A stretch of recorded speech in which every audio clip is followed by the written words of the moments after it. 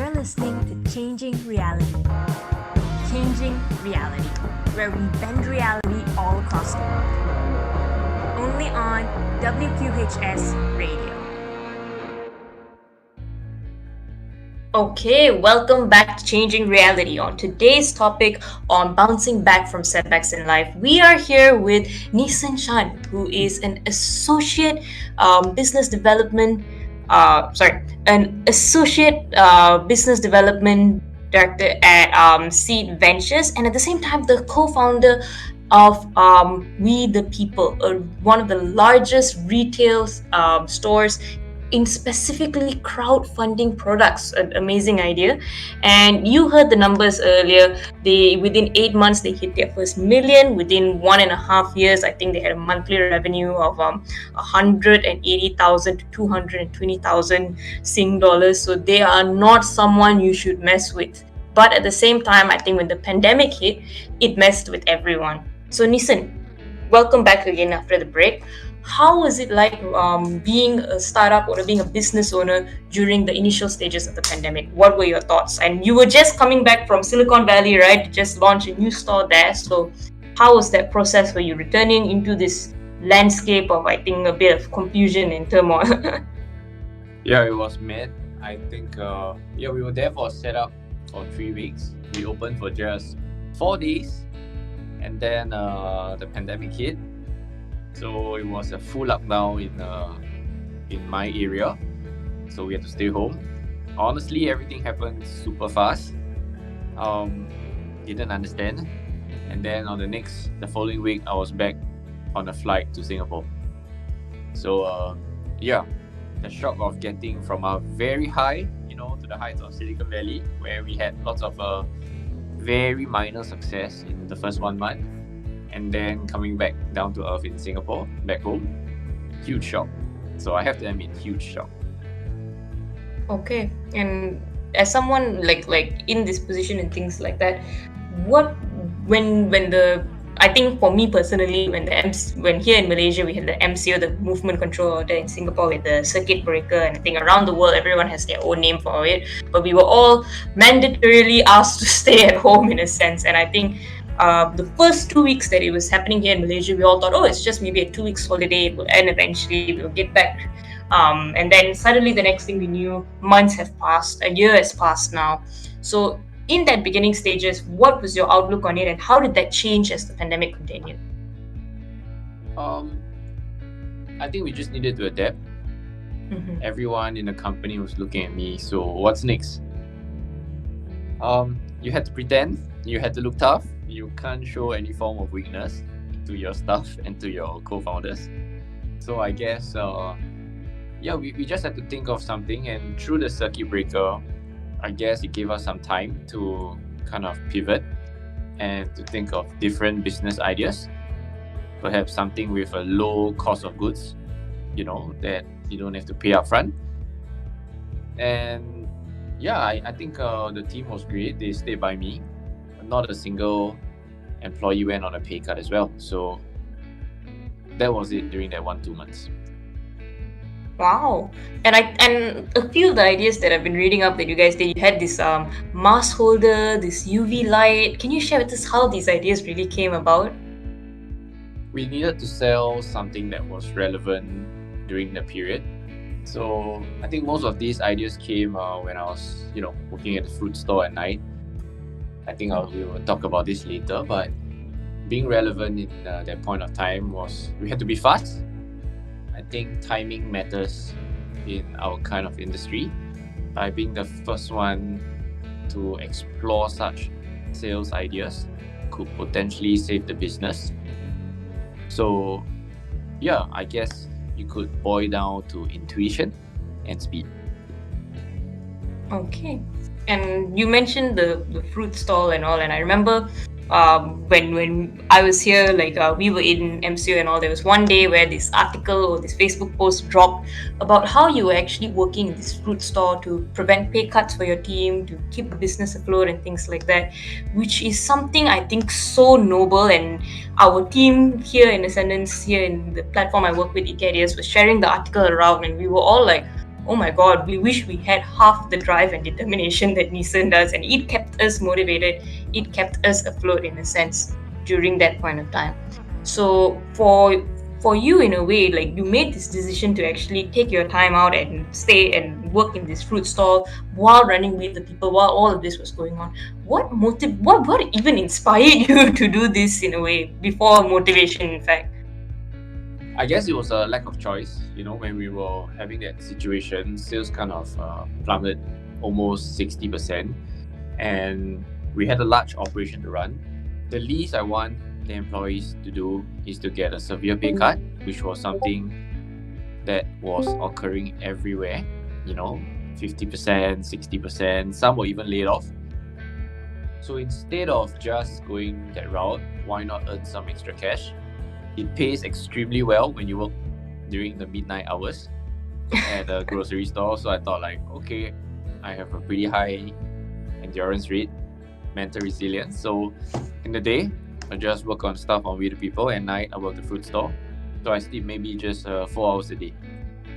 Nothing motivated me. It was just pure, just out of money and trying to keep my team afloat, so that at least they have, or rather they know that their financial situation is taken care of. They could just focus on the bigger picture. Okay, I think that is, again, very noble and very forward thinking that most people might not have thought about. Like, as a boss during this time, everyone's worried about the business, but you, as to the name, we the people, were worried about the people. And I think that just goes to show what a good leader you were. And I think one question that I'd have to ask is, first of all, how do you function on 3 to 4 hours of sleep? How is that even possible? I think it's something that I've not used to for the past 2 years. So it wasn't something that I was not used to. I think when I went with some time when I was 19 years old, kind of shape my mentality and resilience. So just go ahead. You just need to do what you need to do. Don't bother about the rest.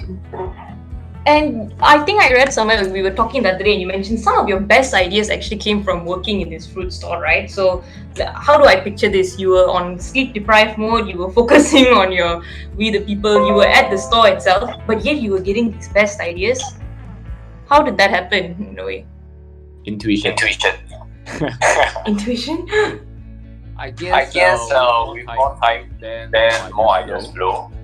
So that kind of, some people might need more rest to think of more ideas. I think I just need more time to think of more ideas. So that was me. Okay, that's very nice. And while this was going on one side, and you're putting the hours day and night literally to keep things afloat, you also try to make things as easy as possible, I think, for your suppliers, for your stakeholders, in a sense. I think another thing that if I'm not mistaken, you guys introduced this, you actually dropped your consignment rates for some of your creators, your partners, who are your suppliers and all. How did that, why did you make that decision, in a way? I think the point is there to focus on the bigger picture. We kind of have a credit with every one of our suppliers.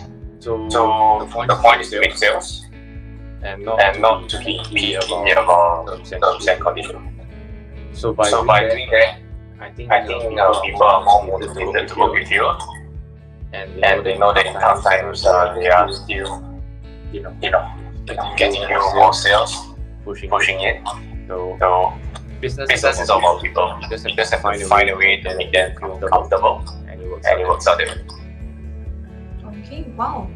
And while you were doing all of this, you were also putting your best into the grocery store you were working at and all. And I think you were posting some videos. You were taking you mentioned you did almost everything in the grocery store, from mopping the floors to even becoming a kind of influencer with your videos about the fruit, how to pick different fruits and all.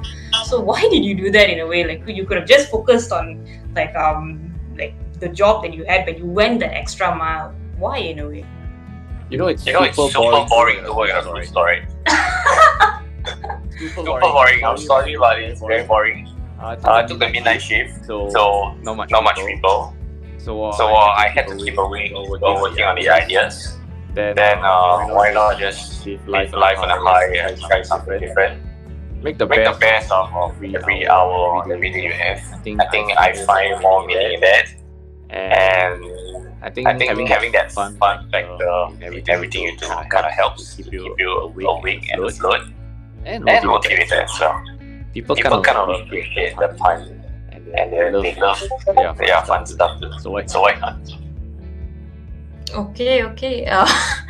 That is a very nice story. So sometimes you do things just to keep yourself motivated. That's nice to know that you actually take that, put some fun into it. Because I think I would have probably died if I had to work at a fruit store every night, and I really admire your determination for that. We are going to take another short break. When we come back, we'll share a little bit more about some of the more serious challenges that you may have faced. Actually, all of them are serious, but some of the other equally as serious challenges that you would have faced as a entrepreneur during this time, as well as some of the things that I think you were actually out in the papers again for something when you had this disagreement with some of your the companies that you were renting space at. And I think that's a very interesting story, and you handled it very well. So we'll just give that little spoiler for our audience and come back after the break and talk more about it. You're listening to Changing Reality. Changing Reality, where we bend reality all across the world. Only on WQHS Radio. Okay, welcome back to Changing Reality. So we've had, I think, a very personal and very insightful session so far here on our topic of bouncing back from setbacks in life. And we're here with Nison, who was sharing about his journey with We the People, a chain of retail stores, not just in Singapore but in places all across the world, here in Malaysia, in Silicon Valley, and so many others. And how actually he, as an individual, as a business owner, made headlines for truly putting his company first, putting the people first, and finding unconventional ways to actually manage the pandemic and manage the impact that it was having on his business. And I remember the first time that I saw Nison made headlines was for his innovative idea of actually working in this fruit store during the nights to be able to ensure that none of his employees had a pay cut and all, which again, hats off to you. And I think the second time that I actually saw We the People in the last 1 year make headlines again was in this story with one of the places that I think you were setting up a store at. So I remember the headline was something like Suntec City bullies small business We the People into paying 132,000 Sing dollars. Despite never opening. So, Nison, what was this? What was the story in a way? Yeah, we were supposed to open a huge mega store with our office, with a storage, and then I think the pandemic hit. We signed a contract, way before the pandemic. We had to close for 4 months, and we tried to negotiate some of the rental for 4 months, but not a single person responded, you know, and yeah, so I tried always to reach out every way that I did, but of course, when it came to the crunch and we needed to get an answer, with no answers, I just went to social media and I did what I needed to do. Yep. So within, I would say 7 hours, we had like 200 over shares on this issue, and I got a call the next day to meet up. So great, I guess it worked. Okay. And all right, so when all out of options, go to social media. That's a very that's a very good tip. But so I assume that this whole story blew up. It sounds very unfair in my point of view. What happened next? What did they actually tell you when you got this call and when they actually spoke to you about it? I'm sure they were very forgiving and gave you back your deposit and said, "Sorry, Nison, that we couldn't open." Did that happen, or did something completely different occur? I mean, I signed a non-disclosure agreement, with them to kind of end off the situation. So it kind of drew a lot of media attention, like a lot. Most like even the mothership, we had like Independent that featured there, and it's just normal that there were lots of critics that were saying, hey, you know what, don't be a strawberry, it's just business, pay up. But I guess if it was their money, I bet the reactions would be extremely different. So I didn't bother much about the critics, but there were so many tenants or small business owners who felt the same way, but they didn't have much power because they were fearful of what would come. Increment of rental might chase them out. So many people were afraid, but I guess youth have its powers. And with youth, I would believe I'm still youthful at 32. It gave me a lot of courage and confidence to approach the matter. But all in all I can say is that I walk off a really happy man.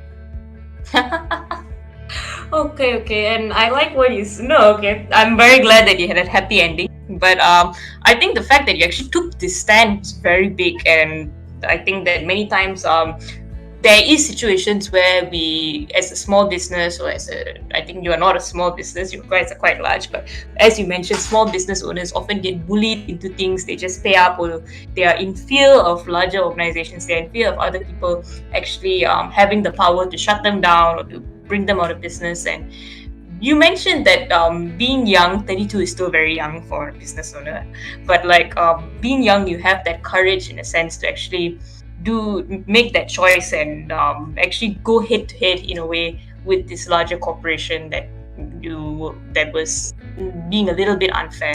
So what would like your thoughts be for anyone else in a similar position, for any other small business owners who may not have the courage to stand up against larger corporations? What's your take on it? I would say you've done nothing wrong. It's just a pandemic that hit us. So be reasonable when in every discussion you can have with your landlord. I think it's best to be calm, remove emotion from every single situation that you have, and be rational and confident. I think you will find a way out. But always remember, remove emotion out of every situation.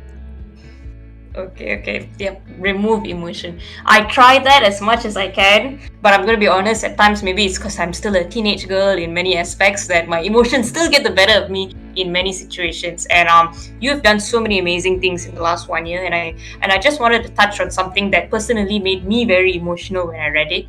But I think in the end of last year, you did make the decision to cease operations for We the People. And that is definitely not an easy decision. With the pandemic and with everything that was happening, I think that there is a lot of reason behind it. But how did you feel about it? Like I don't think I'd have the emotional strength to do that in a sense. I guess I had a mentor last year who saw me through this period of time, and he is actually my current boss now at the VC. So I think one thing he said, which I've mentioned on the show just a while ago, is that remove emotion out of every situation. Never go into a business with, business is all about passion and drive and determination. No, business is just numbers. Business is about making sales. Business is accountability to your shareholders. Nothing else. And if it doesn't work out, it doesn't work out. Never be emotionally attached to it. I've mentioned it before. Imagine if you were to take a test to go into a university. That test is passion, drive, determination. If you can't get past that, forget about university. Forget about business, because you have not reached level 2. So we were still making money, but because we took so much loans that the revenue just couldn't cover our loans, operating cost is extremely thin. It gets more tiring. So I made the decision on behalf of everyone to pull the plug. But that was about 1 month before, and I told them, you know what, this will be our final month. I appreciate everyone, but I think it's better to move on and survive. And yeah, then that was it. So if my mentor who gave me that statement, remove emotion out of the situation. Yes, it was emotional to close something that we have built so much. For a very small business to even enter Silicon Valley is such a big privilege, which I really appreciate. But at the end of the day, I guess we still just have to survive.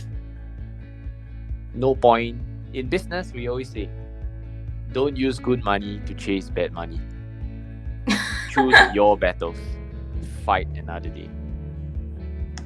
Oh, Yeah. I think that's a very good statement. Okay, can you explain more about that? Like that little quote that you shared. I mean, it's you have two different types of stress. The stress of being poor and the stress of wanting to be rich and wanting to be successful, wanting to create impacts in lives. Both are stressful, so choose your stress. That's generic. But in business, sometimes if it's not going to work out, there's no point in forcing something out of the situation. And of course, you can talk about perseverance, and if you tide over this stage, then maybe it will be fine. But I guess there are many different contexts to that. For me, I just couldn't pay off the loans, and if I were to carry on, it just means a deeper financial burden. So in my context, I had to pull the plug. You never know, with no tourists, the business model is not going to work. So why waste time? And we could probably start again someday, but guess what? We all need to eat. We need to live. So live to fight another day. You don't have to be an entrepreneur to be successful. You can still work in an MNC. You can still work in an SME. You could still be studying. It doesn't matter. We determine our success. Okay, I think that is very meaningful, and I think many times that fear of what will happen to us next is always there. And personally for me, it's a fear of failure. If this doesn't work, what do I do, and so on. But right now, I think that you have something amazing. You are actually an associate business development partner at S.E.E.D Ventures. That is not an easy role, I would say, and you are now on the other side of the table in the venture capital world. But how did you get there in a sense? Like, what happened after We the People stopped? Like, were people like what was the response from the community? How did you find a job? Like, all of these, I think, were fearful questions that we often have before we stop something. How did you answer them on the other side? I guess with what we did and with the credentials that when you build during the business period, being honorable when you close and being honorable to all stakeholders kind of give you a reputation that, hey, you know what? Like, Nison is trustworthy. He has seen it through the worst. He was honorable. He did things the right way. So when I closed with the people, I had tons of job offers, tons of business opportunities to get involved with. So it was just a point of choosing. And I mentioned that my boss was the one that actually helped me tide through the most difficult period of my life last year. So he was like, hey, you know what, Nison, what are your plans? I was like, no plans, just gonna chill the year out. So this was sometime in November. And he was like, do you want a job? So I was like, I'm just considering a few options, So I said, what job do you have? Do you have a friend who wants to hire? He was like, no, a job at the VC with me. I was like, yeah, sure, let's do it. Zero hesitation. I think it's very important to know that gratitude in life matters.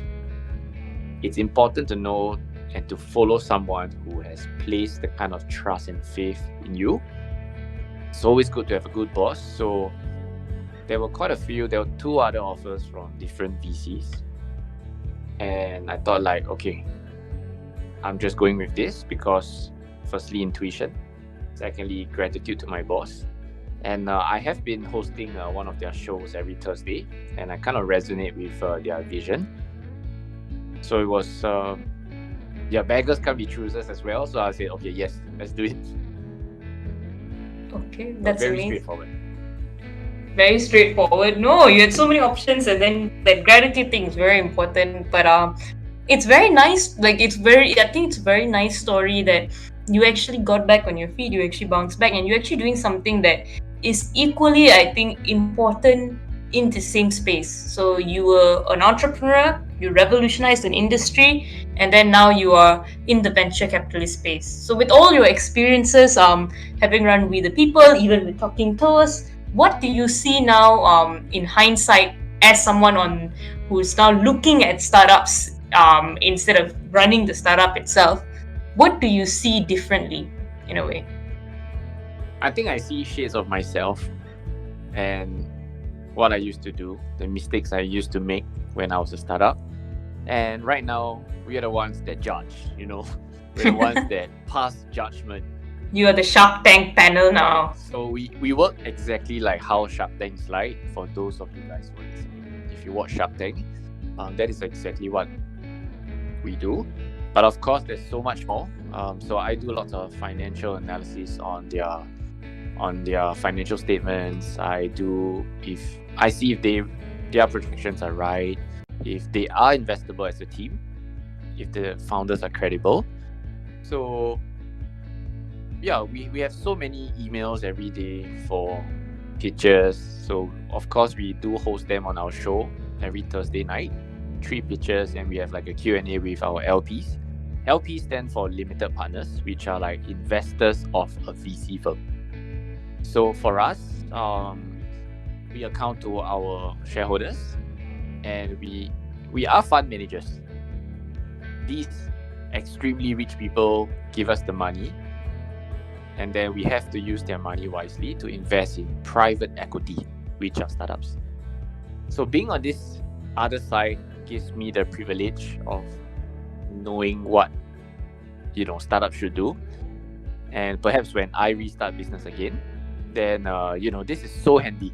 It's such a privileged job. There are certain things that we analyze which we don't disclose because in a way, we are the investors, we are the buy side. So we need some leeway to have over the startups. But of course, we value add with strategic connections. Being a startup, always look for a VC or work with a VC that not just gives you the money, but strategic and green lane connections to perhaps sales channels or advice. What you can do in 2 years, they can help you achieve in 6 months. So if there is a fit, go work with a VC. Wow. Okay. Again, I feel like more people like you should be running VCs. Just like my final question for you, Nison. What would you went through this whole journey, now you are still contributing to people's growth, and I think you have a lot of experience in the role that you have now. But for all of the rest who are still struggling to get back on their feet, or in light of a future obstacle, because there's never, I think, an end to problems and issues, how does one, like, in your advice, what is the one thing we need to be able to bounce back from setbacks? What's your thought on it? I think mental resilience plays a huge role. I mentioned earlier, remove emotion out of every single business decision that you make. Passion, drive, hard work. To be honest, like I said, that's the test to you going into university. So bouncing back from a setback is just very normal. Be prepared, because business means just a lot of rejections and rejections. So you have to prove yourself. As mentioned earlier in the show, sales is the only ultimate proof of concept. But you have to convince people. The CEO or the founder have to be represented the right way to the public. So not just about rejections, you get sales when you wear your heart on your sleeve. People know that. And over time, these rejections might turn into perhaps sales. So I think bouncing back from such setbacks just means you get stronger. And mental resilience, just these two words play the biggest role when you encounter such a problem. Always live to fight another day. Never be too emotional about things. Okay, that's very, very good insight. And I think that right now, I think that's what that's what differentiates people who are still staying strong and people who have, I think, completely given up hope on doing anything in life again. So thank you for this session, Nison. It is a pleasure to have you. Thank you so much for joining us. Yes, I appreciate the time. Thank you for hosting me. For those of you guys that are listening, forget about COVID. Just move on with the new world.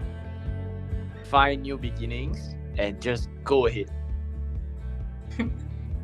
Okay, I will take that advice personally as well, and all of you should too, whether you're a student, a startup owner, or whether you're someone who is thinking about starting your own business, or if you're working somewhere. Very good, sound advice. So with that, I think our show today has drawn to a close. Once again, Nison, you've been phenomenal to talk to. Do make sure that you guys read up about Nison, the different things that he's done. Go watch their show on S.E.E.D Ventures as well, so that you are more familiar with the things that he does. I think there's so many lessons that we can learn through his Facebook postings at the very least that have been keeping us inspired here personally and also with my own startup Ascendance. So with that, I think thank you all for listening in to today's episode of Changing Reality. We will be back again next week at 10 p.m. EST on every Thursday night for this semester. So we look forward to hearing more of your questions, more of the things that you want to listen to here on the show. So Changing Reality, this is Harsha signing off. You're listening to Changing Reality. Changing Reality, where we bend reality all across the world. Only on WQHS Radio.